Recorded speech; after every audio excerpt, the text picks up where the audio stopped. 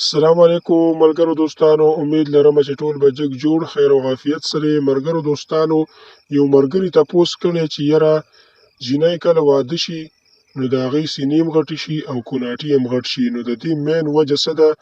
نو د هغې وجه درته نن بیانومه چې کله جینۍ واده شي نو د هغې کوناټي هم غټ شي او سینې یې هم غټې شي. نو دا څه وجه کیدی شي؟ اول خو دا خبره ده چې کله جینۍ چې کوم دی د پلار په کور کې نو هغې له نه څوک په سینو باندې لاس وهلی شي او نه وله څوک په کوناټو باندې لاس وهلی شي، نو د هغې د وجې نه دا نه غټېږي.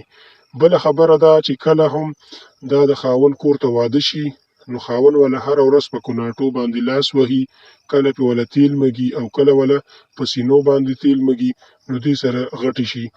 او درېیمه خبره دا ده چې کله هم تاسو د خپلې کور والا سره سیکس کوئ نو هغه د ځان د پاسه کوئ.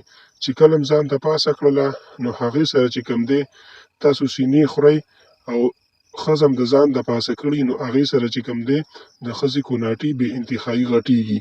او کله چې تاسو په کوس کې خوټه وهئ د شا د طرفه په تیزه تیزه سره نو دې سره سره چې کوم دی د ښځې کوناټي ډېر زیات غټېږي. او هغې سره چې کوم دی تاسو کم از کم 5 منټه سینې خورئ او په سینو وله لاس وهئ نو هغې سره چې کوم دی نو دغه شانتې سینې هم ډېرې زیاتې غټې شي.